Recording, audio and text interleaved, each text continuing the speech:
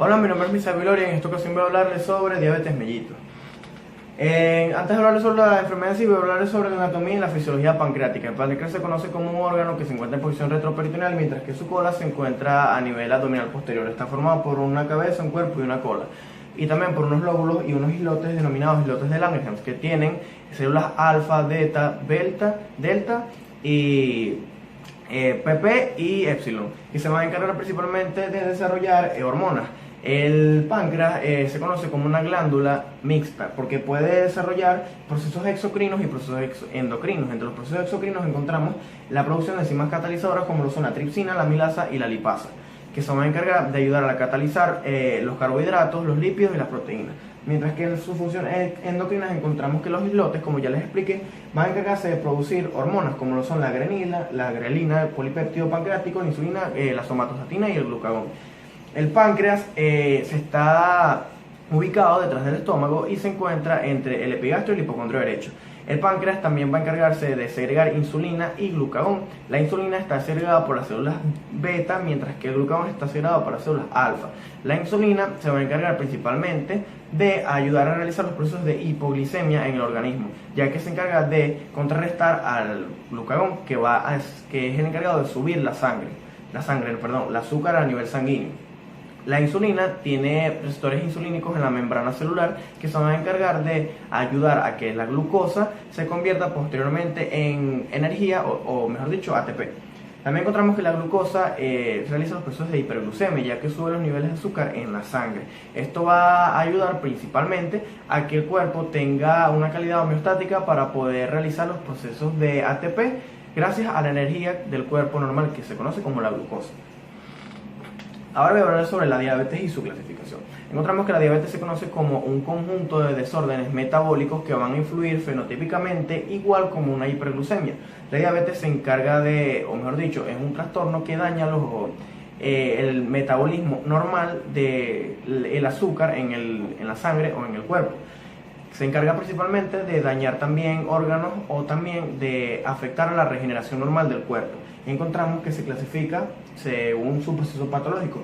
Dice que se clasifica en base al proceso patógeno que culmina en la hiperglucemia. Y existen dos categorías amplias que se designan como la tipo 1 y tipo 2. Sin embargo, actualmente se conocen otros diversos tipos de diabetes como lo son la diabetes gestacional. La diabetes mellitus tipo 1 se conoce a su vez como una diabetes que aparece por factores genéticos, es decir, se debe principalmente a procesos autoinmunes del organismo, donde el organismo confunde a las células de Langerhans como agentes patógenos o también confunde a los procesos normales como procesos infecciosos. Por lo tanto, activa sus linfocitos para que sean enviados y destruyan a las células de Langerhans o a los islotes de Langerhans. Esto se va a deber principalmente por, como ya les expliqué, procesos genéticos o autoinmunes que no tienen una explicación aún certera, aunque se dice que puede ser más frecuente en los procesos de la pubertad porque el cuerpo necesita más glucosa para poder desarrollarse correctamente. También se dice que puede dar en cualquier época de la vida, pero también es más frecuente luego de los 20 años, y esta representa alrededor del 5% de los casos de diabetes a nivel mundial. La diabetes tipo 1 en su fisiopatología, anatopatológicamente hablando, se refiere a la proliferación excesiva de linfocitos TCD8 en las células de Langerhans, que se van a proliferar y van a activar con sus citoquinas y su factor citotóxico para poder destruir a los islotes. Es bien conocido que los islotes tienen vulnerabilidad a los linfocitos, por lo cual son destruidos rápidamente a nivel molecular y se atrofian para no poder seguir segregando la insulina necesaria. Estos pacientes son conocidos como insulinodependientes. Encontramos ahora que la diabetes mellitus tipo 2 se conoce como un tipo de diabetes que ocurre más que todo debido a desórdenes alimenticios, sedentarismo, factores hereditarios y al sobrepeso. Encontramos que principalmente esto se va a deber, como ya les expliqué, a todo este tipo de factores. Es bien sabido que la diabetes mellitus tipo 2, el cuerpo desarrolla una intolerancia a la glucosa debido a la poca cantidad de insulina que está segregando el cuerpo, debido a una intolerancia que va a desarrollar primero el organismo a la insulina. Hablando generalmente, esta afecta al 90-95% de la población mundial y se conoce también como la diabetes adulta. Encontramos que fisiopatológicamente hablando, esta diabetes se encarga principalmente de realizar procesos de hiperglucemia de hiperinsulinemia, debido a que la insulina que está segregando normalmente el cuerpo no va a ser suficiente para restablecer los niveles de glucosa que está liberando el hígado o los hepatocitos. Esto se va a deber principalmente a que el cuerpo está soportando o está realizando un síndrome de tolerancia a la glucosa, lo cual hará que los islotes Langerhans se tengan que esforzar muchísimo más para poder realizar estos procesos, lo que va a llevar a una destrucción a largo o a corto plazo de estos islotes, que va a llevar principalmente a la aparición de la hipoinsulinemia, para posteriormente traer este tipo de diabetes que puede ser muy perjudicial para la vida de los seres humanos. Encontramos que ahora está la diabetes gestacional. La diabetes mellitus gestacional se conoce como la diabetes que aparece principalmente en uno de los últimos periodos de gestación de la mujer, y esta se va a deber principalmente a que el cuerpo va a desarrollar una intolerancia a la insulina, ayudando a que los niveles de glucosa se disparen más de lo normal. Hay un test que se denomina de test O'Sullivan, que es utilizado principalmente para denotar estos tipos de diabetes en las mujeres. Encontramos que cuando a una mujer se le atribuyen la ingesta de 50 gramos de glucosa, y luego después de una hora se le realiza el test y da con una glucosa de 145 o mayor o igual de este valor, se le conoce como diabetes gestacional. Ahora vamos a hablar sobre los síntomas. Entre los síntomas más frecuentes encontramos principalmente que se realiza la triada de Whipple.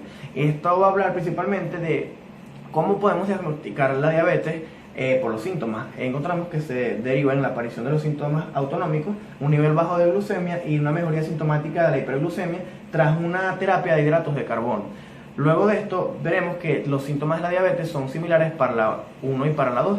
La diabetes tipo 1 posee síntomas como lo son la pérdida de peso, la sed anormal, la poliuria, y también encontramos la irritabilidad y la pérdida de apetito o la sensación excesiva de hambre. Mientras que los síntomas de la diabetes tipo 2 son similares, solo que se le agregan la pérdida de regeneración en los miembros distales o en las encías. Y también encontramos principalmente que pueden existir factores neurogénicos que se dan cuando la diabetes está en un proceso ya devastador para la persona. Entre estos encontramos la entrada de coma, la pérdida de conocimiento, la pérdida de memoria, los temblores incontrolados, y también encontramos la falta de concentración por la parte de la persona. Entre los efectos y las complicaciones encontramos que los efectos van a ser las respuestas bifásicas de la glucosa a nivel sanguíneo. Esto va a verse principalmente afectado por la ingesta o no de insulina. Encontramos que existen el efecto de amanecer y el efecto de Smokey. El efecto de amanecer se conoce como un efecto que aparece de las 2 hasta las 8 de la mañana en la persona, en los cuales los niveles de glucosa van a ser altos sin haber ingerido nada. El efecto de Smokey se conoce como un efecto de rebote de la glucosa que va a aparecer principalmente cuando la persona ingiere insulina o se le es administrada o posee desórdenes alimenticios.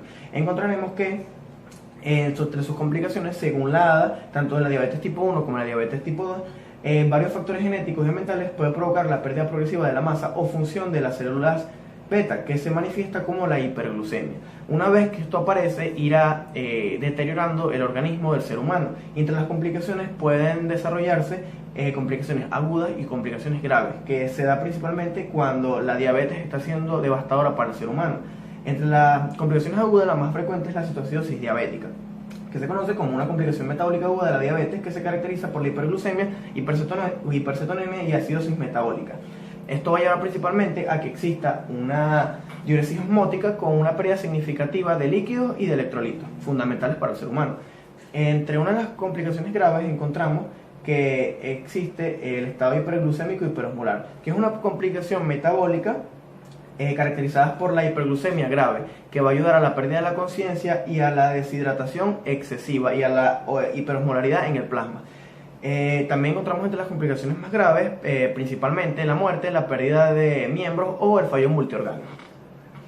Entre el diagnóstico encontraremos que el médico sigue una serie de pautas para poder diagnosticar la diabetes a través de procesos clínicos o de anamnesis. Encontramos que cuando la glucosa en ayuno es mayor o igual a 126 miligramos por decilitro, tras no haber tenido una ingesta calórica en las últimas 8 horas, se debe a una diabetes. Cuando existe una glucosa plasmática a las 2 horas, después de haber consumido una prueba oral de 75 gramos de glucosa diluidos en un vaso de agua, Cuando la glucosa es igual o mayor a 200 miligramos por decilitro, se conoce como diabetes. También cuando la hemoglobina glucosilada es mayor o igual a 6.5%. Y también cuando el paciente tiene síntomas clásicos de hiperglicemia o una crisis hiperglucémica, con una glucosa mayor o igual de 200 miligramos por decilitro. Entre los factores de riesgo y la prediabetes encontramos principalmente que los factores de riesgo van a ser si la persona tiene cuadros clínicos relacionados con problemas cardíacos anteriormente, si sufre obesidad o si es sedentaria, si tiene antecedentes familiares que hayan podido tener diabetes o que tengan diabetes, también si una mujer posee ovarios poliquísticos, si una mujer posee diabetes gestacional, si la persona tiene problemas de hipertensión o está siendo medicada para la hipertensión, y también otro factor sumamente importante es que si los niveles de azúcar están siendo más elevados de lo normal, también cuando existe poco colesterol HDL y existe una alta cantidad de triglicéridos. Mientras que la prediabetes se conoce a su vez como un estado del cuerpo en la cual no se considera diabetes porque los valores de glucosa están rozando los valores mayores, pero la prediabetes no es un estado patológico, sino un estado de alarma que le indica al ser humano que se cuide para no caer en diabetes. Además, se conoce que todos los procesos de prediabetes se ven principalmente reflejados en personas con problemas de obesidad.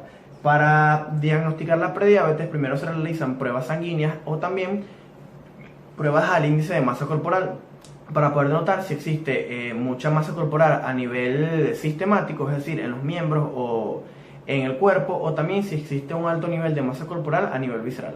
Gracias.